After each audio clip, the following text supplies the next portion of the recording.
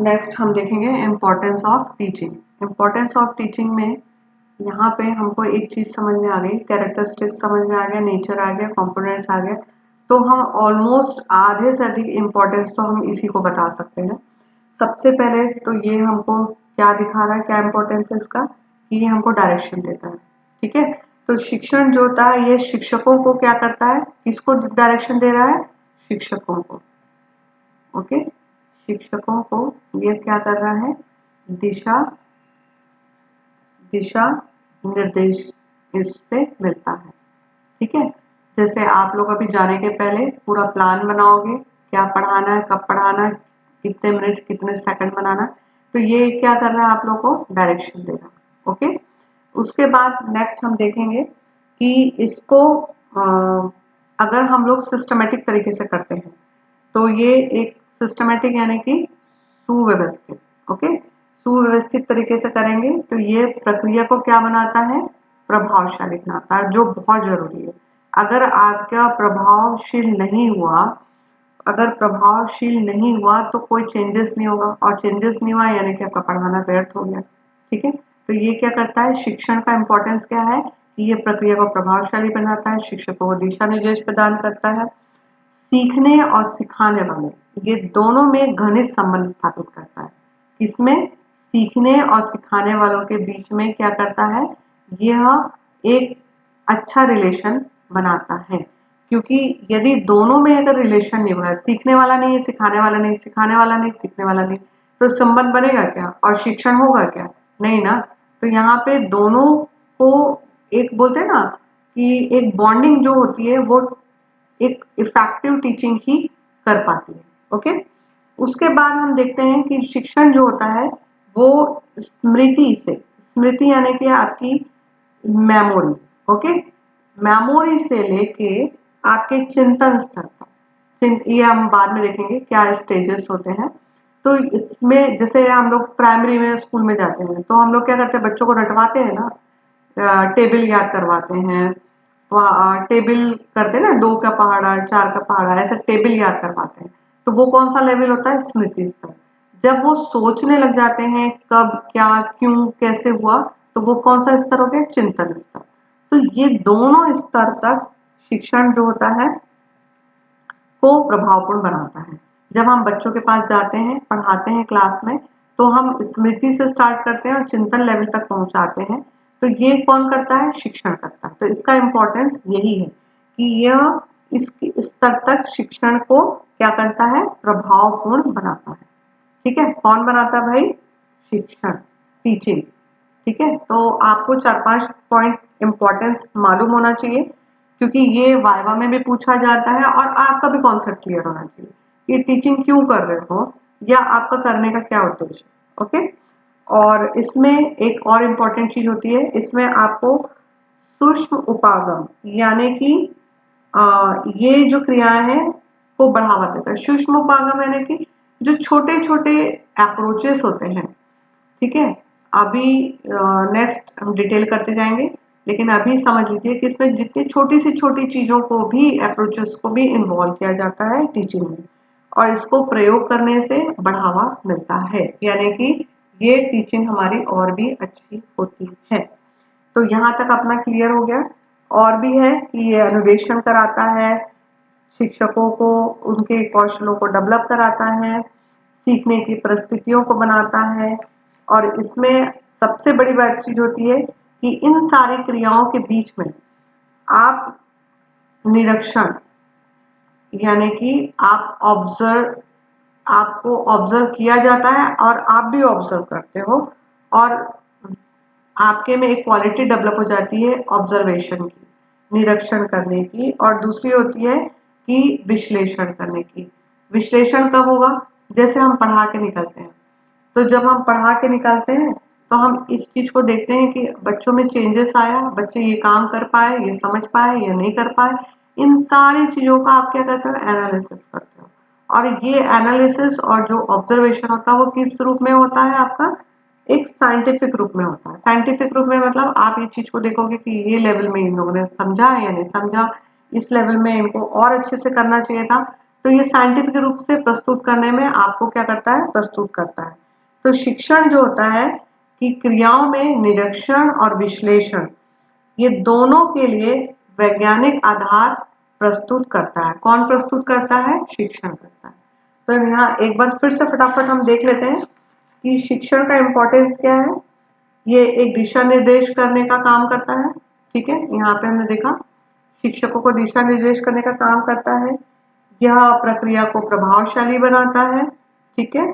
उसके बाद में सीखने और सिखाने वालों के बीच संबंध जो होता है उसको घनिष्ठ बनाता है। उसके बाद यह स्मृति स्तर से लेके चिंतन स्तर तक प्रभावपूर्ण बनाने में क्या करता है, हेल्प करता है। यहाँ जो प्रक्रिया, जितनी भी क्रियाएं होती हैं शिक्षण में, वो क्या करती हैं, सिर्फ निरीक्षण और विश्लेषण दोनों को वैज्ञानिक आधार प्रस्तुत करती हैं, ओके, और सीखने की विधि को उत्पन्न करती है। हम इसके बाद नेक्स्ट हम देखेंगे, यहाँ तक हमारा टीचिंग का कॉन्सेप्ट क्लियर हो गया। नेक्स्ट पॉइंट हम में जाएंगे। अब इसको हम शॉर्टकट में थोड़ा देख सकते हैं कि अभी मेरे को इतना डिटेल में बताने की जरूरत नहीं कि टीचिंग क्या है। क्लियर हो गया। टीचिंग जो है एक मेथड है, एक क्या है, विधि है, जिसके द्वारा आप क्या करते हो, जिसके द्वारा आप शिक्षा को प्रभावशाली बनाते हो, यानी कि एजुकेशन। यहाँ पे एजुकेशन का मतलब होता है शिक्षा, ओके। तो जब मैं अभी टीचिंग पहले क्लियर करते हैं। टीचिंग क्या है, एक विधि है, एक मेथड है जो किसको प्रभावशाली बना रही है, शिक्षा को, यानी कि एजुकेशन को आपके क्या करना है, प्रभावशाली बना रही है, ठीक है। शिक्षण जो है वो शिक्षा के अंतर्गत एक छोटा सा प्रकरण है। मतलब जब एजुकेशन कैसा होता है, एजुकेशन बहुत बड़ा होता है, उसमें जो छोटा सा, मतलब कि एक संकुचित, हिंदी में अगर इसको लें तो एक संकुचित, ठीक है, एक नैरो चीज होती है। क्लियर है। इसका जो टीचिंग का जो स्कोप होता है वो कहाँ तक होता है, आपका स्कूल तक होता है, ओके, स्कूल तक सीमित हो जाता है। उसके बाद आप इसका उद्देश्य देख सकते हो। उद्देश्य ये होता है कि यह शिक्षा के लक्ष्यों के अनुसार होता है। आपका जो लक्ष्य, यानी कि आपका जो टीचिंग एजुकेशन का जो एम है, उसके हिसाब से टीचिंग का उद्देश्य होगा। यहाँ आगे नेक्स्ट क्लास में हम ऑब्जेक्टिव और एम में डिफरेंस चेक करेंगे, क्योंकि इसके बाद नेक्स्ट पॉइंट वही है और इसको भी क्लियर करना आपको बहुत जरूरी है। क्लियर है। तो शिक्षा का उद्देश्य, शिक्षण का उद्देश्य क्या है, शिक्षा के लक्ष्यों को क्या करना है, के अनुसार होता है। यहाँ पे इसका जो उद्देश्य होगा वो किसके अनुसार होगा, आपके एजुकेशन का जो एम है उसके अनुसार आपका उद्देश्य होगा, ओके। यहाँ टीचिंग जो होती है वो सिर्फ फॉर्मल वे में प्रेजेंट की जाती है। एक ये कैसा प्रोसेस है आपका, ये आपका एक फॉर्मल प्रोसेस है। इसका जो टीचिंग का जो बेस्ड है, बेसिकली वो किस पे निर्भर करता है, आपके कैरिकुलम पर या पाठ्यक्रम पर। हिंदी में पाठ्यक्रम और इंग्लिश में कैरिकुलम। क्लियर हुआ। इसके बाद हम देखते हैं एजुकेशन। एजुकेशन क्या है भाई, एजुकेशन जो होता है इसमें कोई भी जो बच्चा होता है वो उसका पूरा डेवलपमेंट एजुकेशन कहलाता है, ओके। तो यहाँ पे जब उसका सर्वांगीण विकास होता है बच्चे का, बालक का, तो उसका जो साधन होता है वो आपका कहलाता है एजुकेशन। क्लियर हुआ। कंप्रहेंसिव यहाँ पे क्यों बोल सकते हैं, क्योंकि यह क्या है, एक व्यापक रूप में, इसमें कोई आपका एक दो चीज नहीं है। जब हम यहाँ पे बोल रहे हैं all round development, all round development यानी कि इसमें बहुत सारी चीजें आ गई। एजुकेशन के थ्रू आप उसका फिजिकली, उसका साइकोलॉजिकली, ठीक है, और उसके बाद में आप उसका एटमॉस्फेयर जो होता है, आसपास का जो एनवायरनमेंट होता है, ये सारी चीजें जो होती है, सारी चीजें इंक्लूड होती है, ओके। तो ये क्या हो गया आपका, इसका जो स्वरूप है वो कैसा है, व्यापक है या कंप्रहेंसिव है। और एजुकेशन जो होती है ये एक लाइफ लॉन्ग प्रोसेस है। मतलब ये कैसा प्रोसेस है, लाइफ लॉन्ग। इसको आप ये नहीं बोल सकते हो कि आज मेरा एजुकेशन खत्म हो गया, नहीं। जब तक आप जीवित हैं तब तक आपका लर्निंग चलता रहेगा और तब तक आपका एजुकेशन चलता रहेगा। कोई ना कोई चीज से, किसी न किसी चीज से आप सीखोगे, आपके में चेंजेस आएगा और आप आगे बढ़ोगे। जब तक लाइफ रहती है तब तक हमारा ये प्रोसेस चलता रहता है। अब नेक्स्ट हम इसका देखेंगे। यहाँ आपको एक चीज डिफरेंस समझ में आया, यहाँ मैंने उद्देश्य बताया है और यहाँ मैंने गोल लिखा है, ठीक है। तो गोल क्यों लिखा है, क्योंकि ये क्या है, ऑलराउंड डेवलपमेंट है।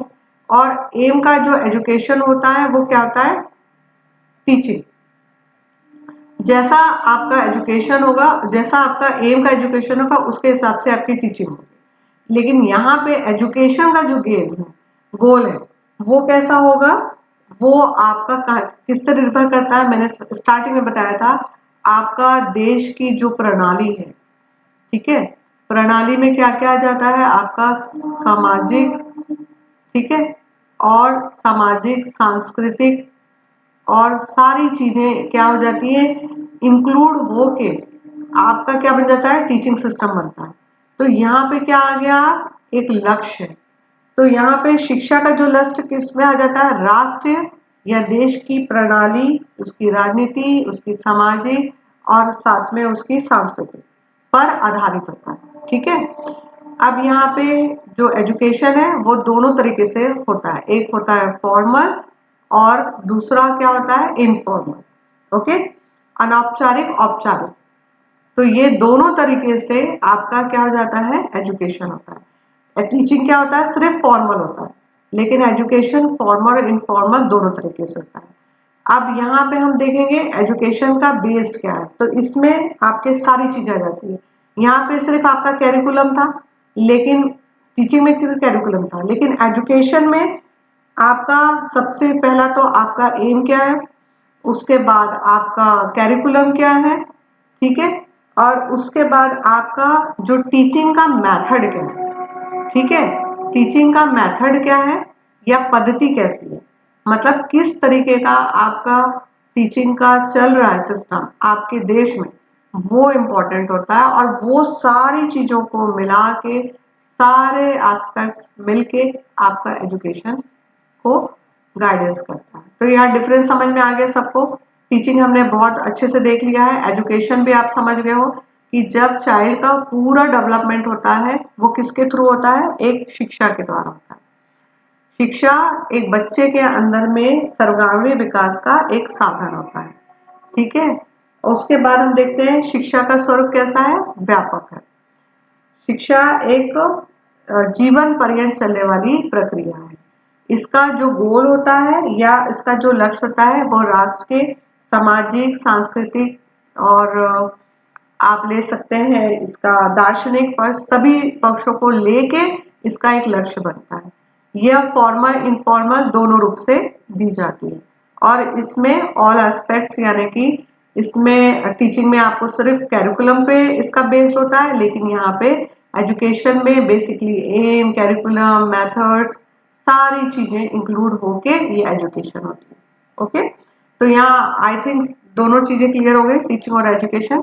नेक्स्ट में हम टीचिंग के पॉइंट्स देखेंगे और मोस्ट प्रॉब्ली लेसन प्लान में जब हम जाने के पहले जो जो चीजें इंपॉर्टेंट है लेसन प्लान में, वो चीजों को हम एक एक पॉइंट्स को एक एक स्लाइड में हम क्लियर करते जाएंगे। Okay, thank you.